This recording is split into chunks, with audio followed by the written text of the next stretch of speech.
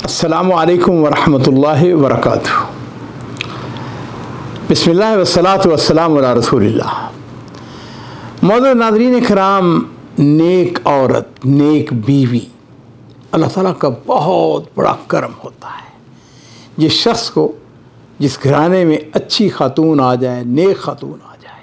मेरे माँ बाप कुर्बान हो, नबी करीम सल्लल्लाहु अलैहि वसल्लम की एक हदीस आप सब ने सुन रखी है, लेकिन सिर्फ याद दहानी के लिए कि आपने इरशाद फरमाया है ना कि तुन के हलमरा लिअर्बा, औरत से 4 वजह से शादी की जा सकती है। सबसे पहली बात जो हदीस के अंदर है, लिमालिहा, उसका माल देखा जाता है, वल जमालिहा, उसका जमाल देखा जाता है, उसका हसब और नसब देखा जाता है, और फरमाया वल दीनिहा, उसका दीन देखा जाता है।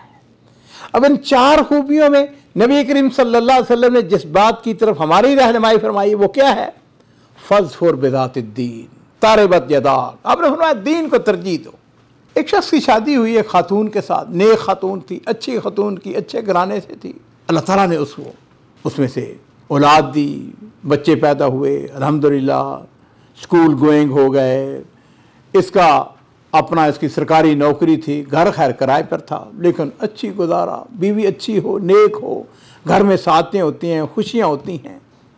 कहते हैं कि मेरे वालिद जो थे अमीर आदमी थे, खासे अमीर थे, लेकिन उनका एक तरीका था, एक दस्तूर था कि वो अपनी औलाद को कुछ पैसा देते थे, उसके बाद कहते दब्बर नफ्सक, भाई जाओ जाके कमाओ खाओ।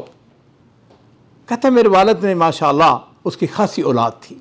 वक्त गुजरता चला गया, हम अपने घर में बड़े मुतमईन खुश।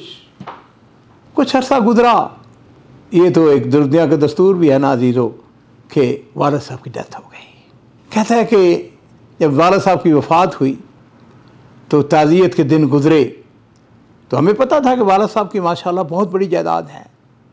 लो जी, कहता है कि जायदाद का बंटवारा जब हुआ तो मेरे हिस्से में 12 मिलियन रियाल बनते हैं। यानी आजकल का अगर मैं हिसाब करूं तो वो प्लस माइनस 1 अरब रुपया बनता है।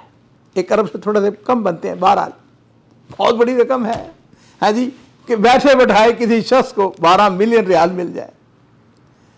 कहता है कि जैसे ही मेरे पास पैसा आया ना तो मेरे हालात, मेरे ज़रूफ बदल गए, मेरा ख्यालात बदल गए है जी। मैंने सोचना शुरू किया, मैं घर खरीदूँ, मैं गाड़ी खरीदूँ, मैं ये लूँ, मैं वो लूँ।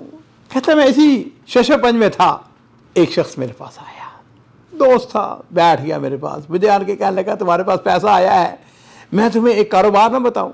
कहते मैंने उसे कहा क्या करूँ इन पैसों का? कहने लगा ऐसा करो कि इनको शेयर्स मार्केट के अंदर डाल दो, शेयर खरीद लो इनसे। मैंने कहा अच्छी बात है।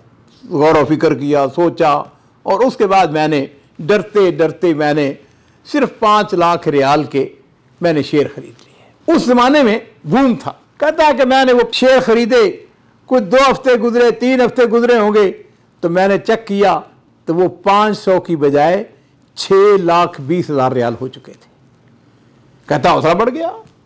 अब मैंने कुछ और ख़रीदे और पैसा बढ़ता चला गया, हत्ता कि वो मेरा हौसला बढ़ता चला गया और मेरा एतमाद बढ़ता चला गया। मैंने पहले 2 मिलियन डाले, वो चंद हफ्तों के अंदर वो 3 मिलियन हो गए, और बढ़ता चला गया सिलसिला। कहता कि हत्ता कि ये हुआ कि मैंने 12 का 12 मिलियन रियाल वो मैंने सारे शेयर उसे खरीद लिए। अब दिन में ख्याल भी आया कि भाई शेयर मार्केट जो है वो क्रैश भी कर सकती है, लेकिन अब इंसान का लालच बढ़ता चला जाता है। मैंने कहा अच्छा, जब मेरे कीमत इनकी 18 मिलियन हो जाएंगे ना तो मैं वापस ले लूँगा। खैर मेरे अजीज़ों, 2006 की बात है, यानी आज से कहूँ भाई 17 साल पहले की बात है। एक बहुत बड़ा धोखा हुआ, सारी क्रैश हो गई, शेयर मार्केट जो है वो बिल्कुल ज़ीरो हो गई, सारे का सारा पैसा कहता ज़ाया हो गया। नाज़रीन इकराम, मैं इस बात का आईनी शाहिद हूँ कि मैं सऊदी अरब में उस वक्त मौजूद था। कितने ही लोगों ने खुदकुशियाँ कर ली, कितने लोग मर गए, हार्ट अटैक हो गए, हॉस्पिटल के अंदर चले गए। ये शख्स जो इस वाक़े का रावी है कहता है कि मेरी कैफियत जो है वो भी, जब मुझको पता चला कि हाँ कहाँ मैं इतने पैसे का मालिक और कहाँ ज़ीरो, कहता है मुझको उठा के हॉस्पिटल में ले गए। अब हॉस्पिटल के अंदर जनाब मैं 15 दिन तक रहा और मेरी ज़बान से एक ही बात निकलती कि मैं ये ख्वाब देख रहा हूँ, अभी ख्वाब मेरा ख़त्म होता है, अभी मेरा पैसा ज़ाया नहीं हो सकता। यानी वो हज़ियान बकता रहा। 15 दिन के बाद मेरी हालात कुछ बेहतर हुई। हॉस्पिटल वालों ने मुझको फारग करके कहा घर चले जाओ। कहते घर आया, फिर वही गम, फिर वही हम, फिर वही डर। ये क्या हो गया मेरे साथ, ये मेरा सारा पैसा ज़ाया हो गया। कहता है कि मैं अपने घर के अंदर एक अलहदा पोर्शन समझ लीजिए या अलहदा कमरा था, उस कमरे के अंदर मैंने अपने को बंद कर लिया। अंदर ही वाशरूम था, अंदर ही मैं बाहर से निकलता ही नहीं था। मेरे घर वाले मेरी हालत से बड़े परेशान थे।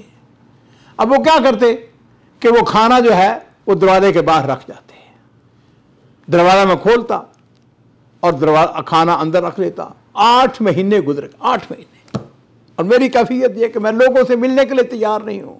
यही हम, यही गम, यही परेशानी, मेरी सारी दौलत चली गई। कहता है कि एक दिन ऐसा हो गया कि इत्तफाकन वो जो दरवाजा था वो खुला रह गया, वरना मैं आमतौर पर दरवाजा अंदर से बंद करके रहता था। कोई बिल्कुल घर वालों के साथ कोई ताल्लुक नहीं। 8 महीने को वक्त थोड़ा सा नहीं होता है। कहता है एक दिन इत्तफाकन दरवाजा खुला रह गया तो मेरी बीवी अंदर दाखिल हुई।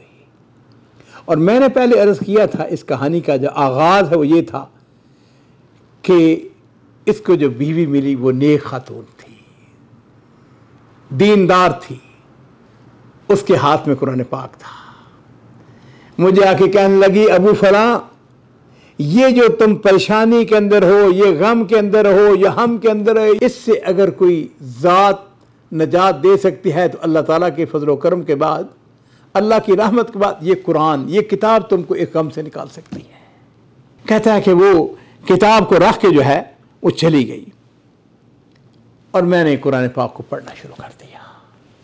कहता है कि मैं कुरान पाक पढ़ता रहा हत्ता कि मैं सूरह नूह की आयत नंबर 10 पे जिस वक़्त पहुंचा तो अल्लाह ताला ने कुरान पाक के इरशाद फरमाया, फ़कुल तुस्तग़फिरू रब्बकुम इन्नहु कान गफ़्फ़ारा।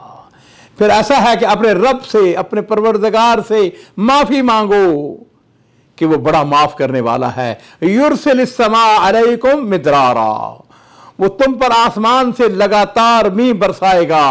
व युमदिदकुम बिअमवालिन व बनीना व यजअल लकुम जन्नातिन व यजअल लकुम अनहारा, वो माल और बेटों से तुम्हारी मदद फरमाएगा और तुम्हें बाग अता करेगा और उनमें तुम्हारे लिए नहरें बहा देगा। कहता है कि जिस वक्त मैंने ये आयत पढ़ी तो मुझे ऐसे लगा कि गोया अल्लाह मुझसे मुखातब है, अल्लाह मुझसे हम कलाम है, अल्लाह मेरे। और इसमें कोई शुबा नहीं है। इस आयत के ऊपर अगर आप गौर करें, इसका मफहूम यही बनता है ना। कहता है कि फिर उसके बाद मैंने नीयत कर ली कि मैंने इस्तग़फ़ार के ऊपर मुहाफ़ज़त करनी है।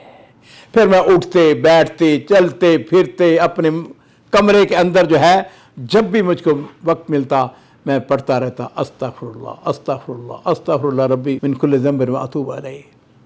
कहता है कि मैंने कसरत के साथ इस्तग़फ़ार करता रहा हत्ता कि मेरा गम दूर हो गया, सादत आती चली गई और मैं हल्फन कहता हूँ कि अल्लाह ताला ने मेरे ऊपर करम कर दिया।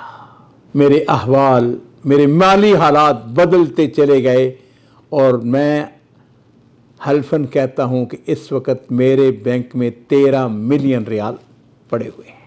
मेरे अजीज़ों, मुझ समेत हर शख्स को परेशानियाँ आती हैं, गम आते हैं, उसका एक ही इलाज है और वो है इस्तग़फ़ार के अंदर कसरत इस्तग़फ़ार, कुरान पाक की कसरत के साथ तिलावत।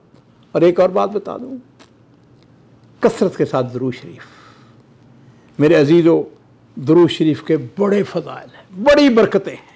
और एक इंशाअल्लाह मैं प्रोग्राम करूँगा सूरह बकरा के ऊपर।